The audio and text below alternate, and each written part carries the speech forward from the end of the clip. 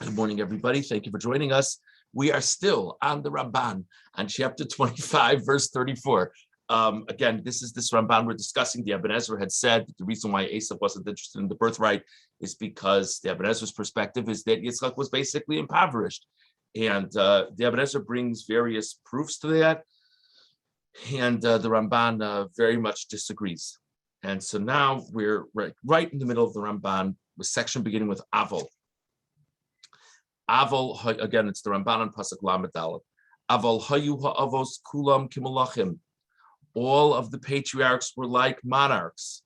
Umalche goyim boyim lifneim. As we see in the Psukim, kings of other nations would approach them. V'korsim imoyim bris, and they would make covenants with them. V'kasu v'yishavu ishlachiv. They made oaths with each other. If Yitzchak, had poor mazel, and he lost all of his father's wealth. We have a pasuk that a king comes up to Yitzchak in this week's parsha and says, "We've seen that God is with you." How have they seen that God is with him?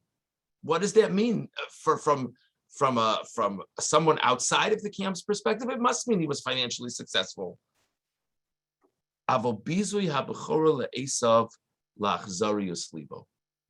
Says the Ramban, you know what it means that Esav rejected the birthright? It's that it was just, his heart had no interest in carrying Yitzchak's legacy. But it's not that there wasn't money, there was money. It's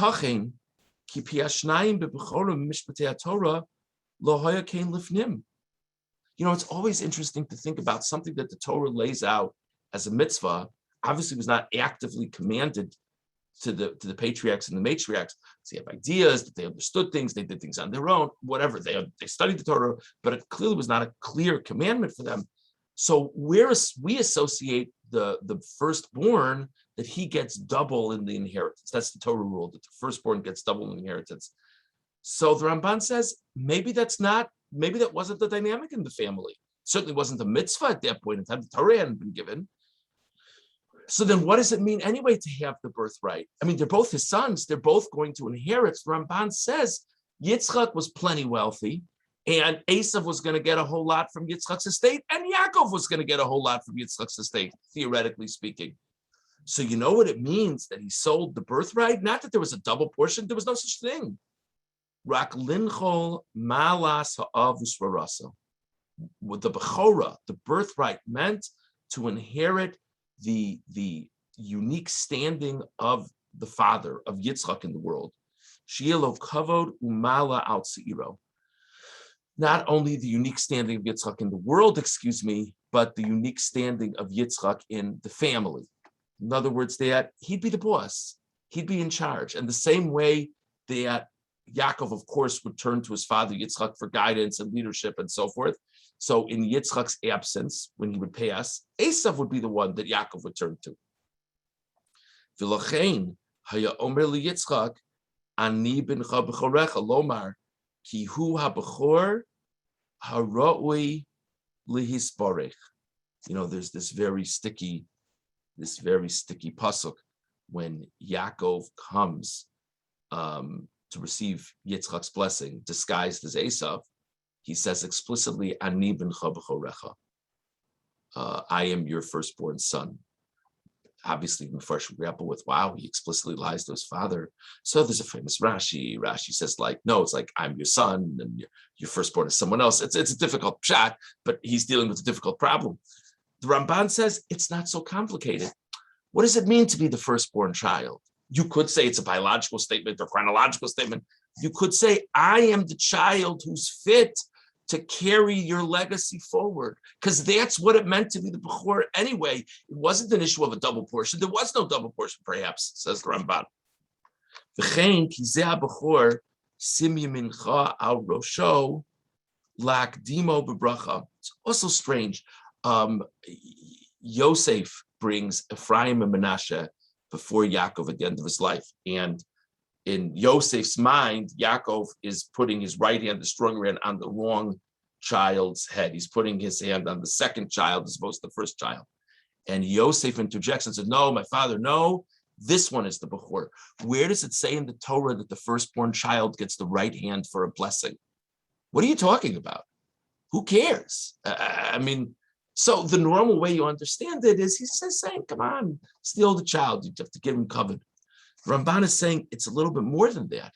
The whole idea before the giving of the Torah in being a Bechor is this is the child. The whole dynamic is this is the child that's supposed to receive greater honor than his younger brother. So it's really this is the Bechor. You can't just put your right hand on his younger brother's head.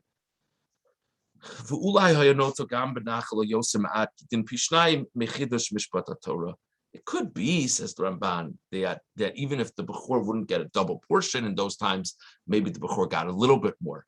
But the Ramban says the assets, though they were many, was not really where this sale was at. This was not a sale for a financial consultant. This was a sale having to do with family dynamics, spirituality, things of that sort. Now, he now goes to some of the proofs that the Ibn Ezra brought. Vatzayid asher haya befiv. The Ibn Ezra had said, Yitzchak enjoyed the fact that Esav brought him game. So Ibn Ezra says it must be that they didn't have much food besides that. Kain yasu asarim b'amlachim. What are you talking about? That was common for officers and kings. Bocherim b'tzayid mikol ma'achol. That game was considered a very select and desired food. And it was a very common gift to give to prominent people, freshly hunted game. It's not that they didn't have saltines in the cabinet. Of course they had saltines in the cabinet, but this was something special.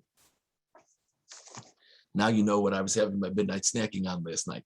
Vaya Esav machnif es aviv lahavi kol seido el piv lechol mimenu kitsono tamu. And Esav was very flattering to his father to keep on bringing him game. In other words, so that was that certainly aroused the affections of his father, but not because his father was starving at home, because it was a very nice, respectful gesture.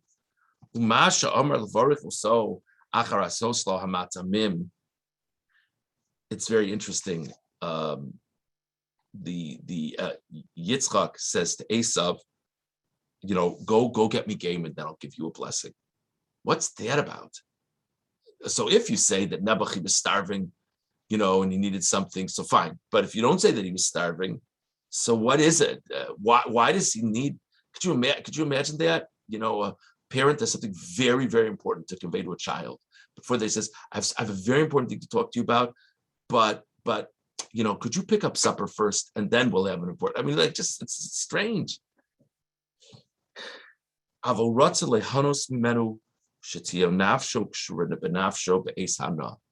He wanted to benefit from him right before he gave him this very important blessing, that they should have this connection of souls. And so that would make his focus and his intent upon conveying a blessing to his son even more wholehearted. But just, if they connect in that way, that his son is doing an act of respect for him, that'll just bond their souls in a very meaningful way. It's a very famous idea that divine inspiration comes upon a person is more likely to come upon a person if they're in a happy state. So you have a good dinner, it does put you in a better mood. So he wanted to sort of be inspired by divine inspiration. That's why he wanted him to get game. Skipping a couple lines. V'lo nasno biyad Yaakov hon ki boreach haya ubelo yedias achiv yatsa min haaretz levado v'ulai nasno hon v'avadim mukbalim yimosifim bokino lerav lo lahargo. The Ibn Ezra had said, if Yitzchak was so wealthy, why does Yaakov leave Yitzchak's home to go to Lavan penniless? Why is that? That's a very good question. So the Ramban says, well, he actually was fleeing for his life. And the whole idea that he was fleeing for his life is because Esav was very jealous about the blessing. So the idea of getting him a sports car to take as he's fleeing is not going to be good to calm Esav's jealousy. It will make Esav all the more inclined to hunt him down. So it's not that there wasn't what to give him, it just didn't make sense in context.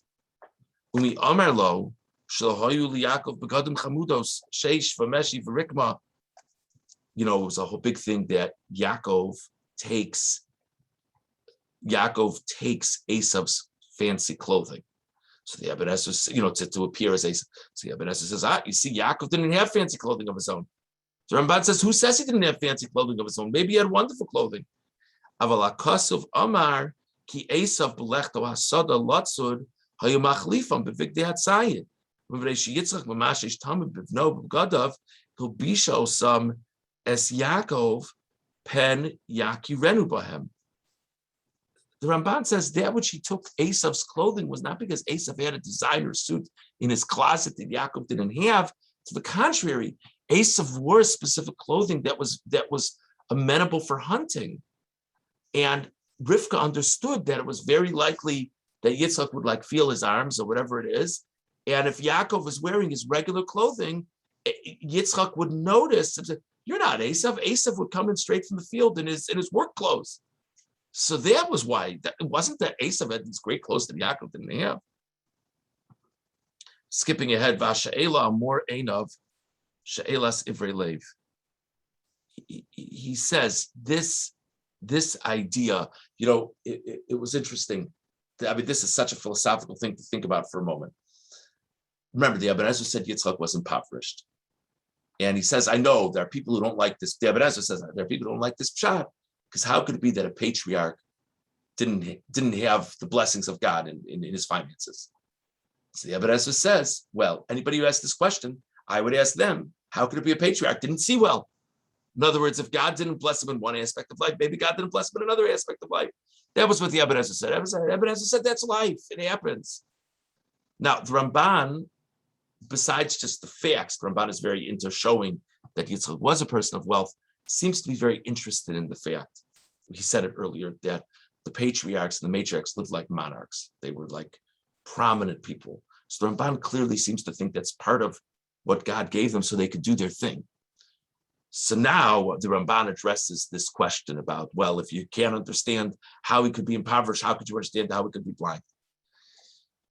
Ki im haisa sibu me'es Hashem, hinehi kadesh yivorech es Yaakov. Ramban says, it's a fair question to ask. Why was Yitzchak blind? If God wants to bless the patriarchs and matriarchs, you know why Yitzchak was blind? Because God wanted this whole event with Yaakov and Esav and the blessings to happen. That's why Yitzchak was blind. Now that doesn't mean that we can understand everything and why things happen, but the Ramban says, why is that difficult for you to understand? There's a very stark reason, very strong reason why it makes sense for Yitzchak to not have been able to see. Okay, we are done with the Ramban now. Again, we don't normally operate this way. I hope people don't mind the departure from the norm. We do have the rest of the parsha to try to begin on tomorrow, God willing, sorry. But it is it's very interesting that the Ramban and the Ibn Ezra can look at the same psukim and reach very different conclusions. Hold on one second.